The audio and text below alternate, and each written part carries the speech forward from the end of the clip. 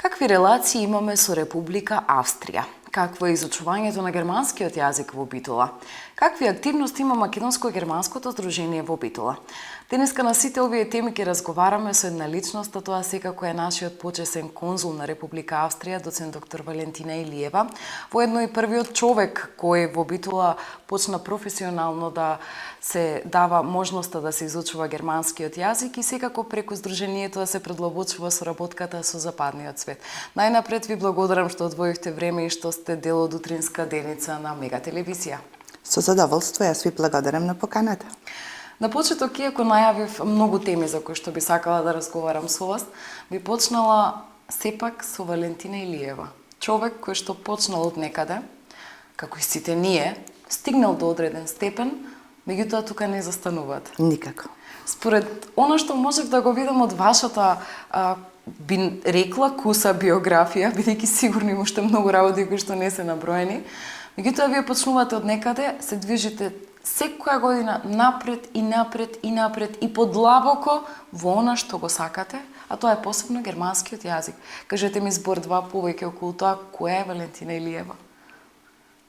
Валентина Илиева е сопруга, мајка на две ќерки, прекрасни, и тие професорки по германски јазик.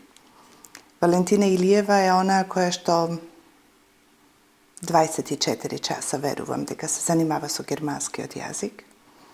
И Валентина Илиева е она која што сака да има време слободно и уште повеќе да чита и уште повеќе да се продлабочува во германскиот јазик, меѓутоа и во методиката која што ми е така научна преокупација. Валентина, вие низ годините етапно, постепено би рекла, станавте професионален предавач, изучувач и поддржувач на германскиот јазик.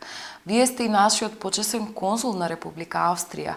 Кажете ми, оваа функција, што вас ви налага, бидејќи по се ова што го набројавме, изгледате како човек кој што нема ни секунда време за себе, секогаш изгледате прекрасно, ве има секаде каде што треба да ве има и вие сте неуморни. Ви благодарам пред се на комплиментите. Јас се трудам, нели, да тоа биде како што и налагат и условиите и функцијата, меѓутоа и така, и мојот карактер, моето воспитание, да мојата појава биде нормално како што треба. Почесниот австријски конзулат во Битола беше само резултат на безбројните активности кои што ги имавме и релациите со Република Австрија. И не само релации или културни манифестации, туку на некој начин изближување на Република Македонија и Република Австрија. Се разбира дека кога се формира Сдруженијето за македонско-германско пријателство и соработка од Битола, постоеше идејата тоа здружение да биде со еден поинаков наслов, Сдружение за пријателство со земјите од германското говорно подрачје, кое што се докажа дека и така и беше. Зошто?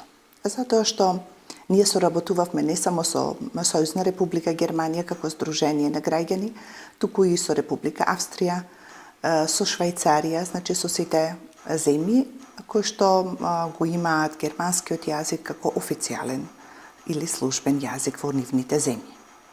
Уште во 1997 година, кога не посети првпат амбасадорот или првиот амбасадор на Република Австрија во Република Македонија, доктор Харалд Кочи, започна таа топла, пријателска соработка која што доведе 2001 да го отвориме, да ја отвориме првата австријска и единствена австријска библиотека во Република Македонија.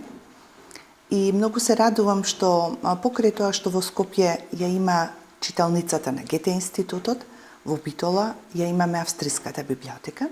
Значи и нашиот град е богат со една прекрасна германско-јазична литература за Австрија, за убавините на Република Австрија, за историјата, за музиката, за уметностите, но и за јазикот.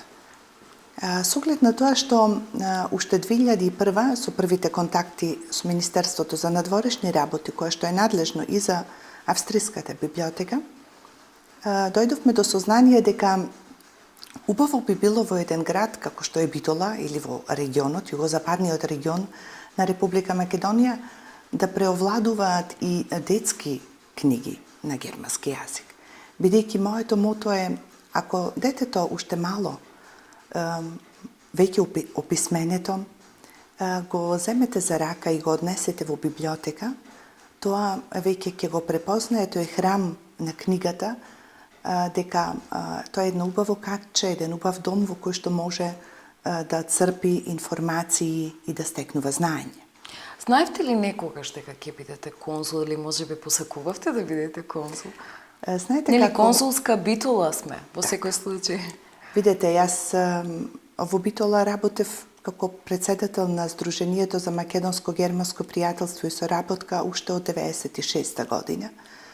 И секогаш работев со цел за сите членови на нашето здружение, но и на нашите сограѓани, да им се овозможи дали патување во Германија, студирање во Германија, во Австрија, контакти да се воспостават на сите полиња. Вие сте заслужни за ова. Години наназад од самото формирање на самото здружение, колку што сум информирана, конкретно активностите на самото здружение се насочени кон тоа покренили изучувањето на германскиот јазик, меѓутоа и можноста луѓето да го запознаат тој свет таму.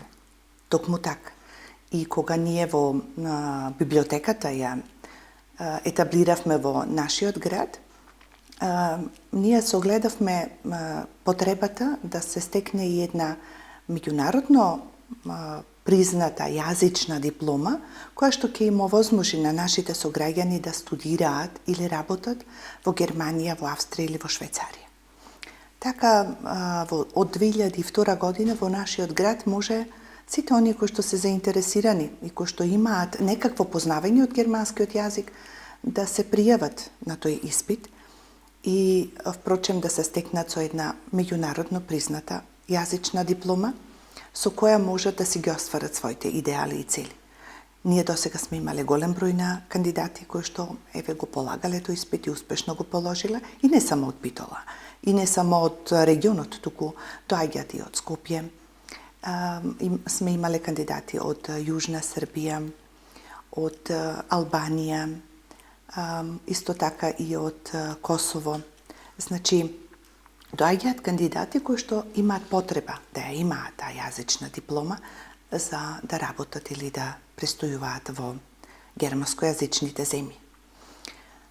Верувам дека и понатамошниот развој и понатамошното етаблирање на тој испитен центар кој што го имаме во Битола, австрискиот јазичен испитен центар, ни овозможува да бидеме чекор поблиску до Република Австрија, затоа што Република Австрија нуди многу бројни можности за младите, но и за научниците да истражуваат, да стекнат одредени информации и знаења во таа држава. А впрочем и честата посета на австрици од врвот на Република Австрија, поточно од министерствата, од владата и така натаму, покажува дека таа е нашата пријателска држава која што не поддржува како Република Македонија. Конкретно го имавме господинот Себастијан Курц овој петок, ако не се лажам, вие бевте таму. Да. Каков беше контактот? Изненаден ли беше што имаме ваков човек да не представува? Пред се да ви кажам, контактот беше многу непосреден, така пријатен. Министерот еден млад, доста елоквентен човек, кој што има добри идеи, кој што сака да ги реализира, кој што ги цени вредностите. И пред се неговата прва реченица која што ми ја упати беше неговата благодарност што јас ја представувам Република Австрија во Република Македонија. Значи имаме со што да се гордееме и никако не направив грешка што вие ова утро сте овде со мене. Ви благодарам уште еднаш. Да, и јас ви благодарам на поканата. Знаете како радоста кога ќе ја споделите е поголема радост. За секој случај. И министерот, така, со него разговаравме и за понатамошниот развој на австриската јазична диплома, бидејќи таа овозможува и понатамошна интеграција на наши сограѓани кои што сакаат да живеат во Австрија. А знаете дека тој беше и државен секретар на секторот за интеграција во Министерството за надворешни работи. Тој имаше потоа средба со представниците на австриски фирми во Република Македонија и така тој, да речем, околу еден часовен престој или заедничка средба наша беше многу пријатна. И, впрочем, не беше ни прва, меѓутоа, често така се среќаваме и разменуваме искуство. Ке се навратам на германскиот јазик. И како што кажа, вие сте првиот човек кој што во Битола постави една професионална рамка на изучување. Каков е интересот кај битолчани покрај или оние, се извинувам, полагање на тој тест за да можат луѓето да заминат надвор за образование, дообразование или работни визи, меѓутоа каков е интересот конкретно да се зборува овој странски јазик, бидејќи знаеме сега и во основните школи како втори јазик покрај англискиот се изучува и германскиот и францускиот, меѓутоа сметам дека бројката на деца кои што го изучуваат германскиот јазик е многу поголем. Ке дозволите да кажам на почеток една статистика, а потоа ќе ви одговорам се разбира на прашањето. Значи, кога се формира Сдруженијето за македонско-германско пријателство и соработка од Битола, од 12 ентузијасти, кои што го подпишаа иницијативниот одбор и документот со кој што ние сакавме да го формираме Сдруженијето, а на самото формирање имаше 80 членови, ние како една од програмските задачи си зацртавме и воведување на германскиот јазик во Битола, но и во регионот. И ние, впрочем, прво требаше да согледаме фактичката состојба каква е во нашиот град. Констатиравме една ситуација дека во градот Битола само во едно основно училиште се изучува германскиот јазик, во Гоце Делчев беше тоа училиштето. Во другите училишта не се изучуваше германскиот јазик, и ако имаше по некој ученик кој што тоа го сака да го изучува германскиот јазик, го полагаја како класен испит, така. И сега имаме една состојба во Битола каде што само во едно основно училиште не се изучува германскиот јазик. А да не зборувам дека и во соседните општини на општина Битола веќе се изучува германскиот јазик. И многу сум среќна затоа што благодарение на нашите заложби на Сдруженијето, на членовите на Сдруженијето, на председателството на Сдруженијето за македонско-германско пријателство и соработка, стигнавме до овој момент да германскиот јазик стане атрактивен. Верувам дека придонесовме, можеби не бевме ние комплетно 100% мотив за учениците, меѓутоа придонесовме. Како? Со организирање на безброј активности, културни во смисла на изложби, предавања, потоа работилници, семинари за професорите по германски јазик, концерти и безброј активности за кои што верувам дека нашите сограѓани тоа веќе го имаат следено во изминатиот 20 годишен период. Ние веќе ова година славиме 20 години. И сега моментално сме многу задоволни затоа што германскиот јазик е доста атрактивен, учениците го изучуваат и во основните училишта веќе по две или до три наставници по германски јазик се вработени или ангажирани за изведување на наставата по германски јазик. Верувам дека германскиот јазик се изучува и од една друга причина, што Германија, Австрија и Швајцарија географски ни се многу блиски. Можности дават безброј и за студирање и за квалификација, како што и кажавте. Меѓутоа, верувам дека и германскиот јазик е јазик на техниката, јазик на науката и сите оние кои што сакаат да го изучуваат германскиот јазик на еден поинтересен начин сега веќе се предава германскиот јазик. Ако зборуваме за еден период пред околу 30 години, кога германскиот јазик се предаваше по онаа граматичко-преводна метода, кога само граматиката и преводот се земаше во предвид, а сега веќе интеркултурниот аспект, комуникативната дидактика и сите тие аспекти на новите методи на предавање на еден странски јазик се земат во предвид и германскиот јазик е многу поедноставен за совладување, затоа што јас на моите студенти кои што станаја или стануваат идни наставници по германски јазик секогаш им велам: вашите ученици нема да станат сите професори по германски јазик. Тие сакат да го користат. Значи, трудете се да им го... Прво да им ја влеете љубовта кон германскиот јазик, а потоа и така на едноставен, лесен начин пренесете им го вашето знаење, па да и тие самите се интересираат за германскиот јазик и уште повеќе го изучуваат. Бидете креативни. Тоа на еден креативен начин со песнички, со лесни текстови, со видеозаписи, со цивилизацијските аспекти, со убавините на Германија и Австрија, доближете им ја земјата на кој што чиј јазик го изучуваат. Треба да го изучуваат. Пред крајот на ова интервју само уште едно кусо прашање ќе поставам.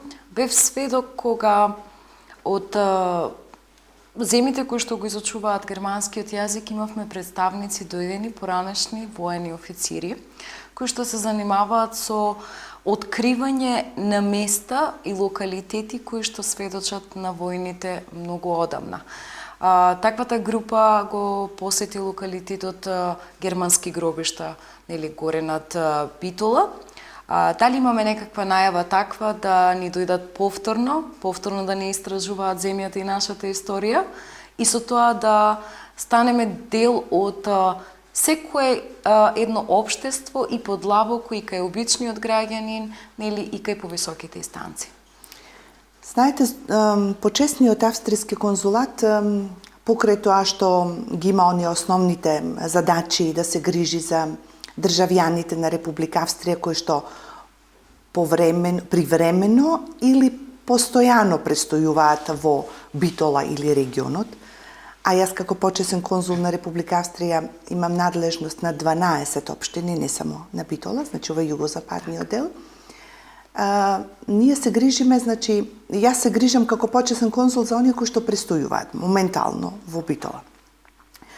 Ова група на историчари од Сдруженијето за грижа на историјата беа само една делегација поголема. Меѓутоа, верувајте дека почесниот австријски конзулат го посетуваат, па би рекла, многу често и гости од Австрија, кои што, ево се на пропатување, за некое нивно научно истражување или професионално истражување престојуваат во Битола, се интересираат за нашиот град, за нашата историја, за нашата архитектура, за нашиот музеј. Така да имавме неодамна еден историчар кој што патувал низ поранешните југословенски републики, па дојде и во Битола и сакаше да ја посети. Се разбира Хераклеја, па германските гробишта, па да погледни како живеат моментално луѓето во Битола, но и каква била историјата на нашиот град. И верувајте, многу се заинтересирани да споделат нивно мислење, што она тие учеле, например, во нивните книги, во нивното образование, и што е она што тие ќе го видат. Воодушевени се од нашето гостопримство, од нивниот впечаток, како ние се грижиме, како живееме, како ги почитуваме луѓето, како е свето нашето семејство, како живееме со нашите деца и така натаму. И верувам дека и такви делегации ќе има наскоро повторно, затоа што сите тие се на некој начин и оние амбасадори кои не сближуваат. Јас верувам дека тие 40 гости кои што ги имавме во октомври, ќе им раскажат на други 40 и така натаму. И нивната бројка ќе се зголемува постојано. Се разбира. Јас ви благодарам што ова утро бевте овде со мене. Ми беше чест. Темите се неисцрпни кога човек е пред вас и со вас и може да сподели информации. Се надевам дека во иднина ќе имаме повторно прилика и ќе ги доразработиме овие зачнати теми. Денеска, меѓутоа, времето толку ни дозволува. Ви благодарам уште еднаш. И јас ви благодарам на поканата, бидејќи имаме ова година доста активности, верувам дека ќе се дружиме и вие како телевизија ќе им пренесете на вашите гледачи што ние планираме, организираме и што сакаме да постигнеме со нашите активности. Ви благодарам. Ви благодарам и вас, а ние, почитувани гледачи, продолжуваме понатаму со Деница на Мега.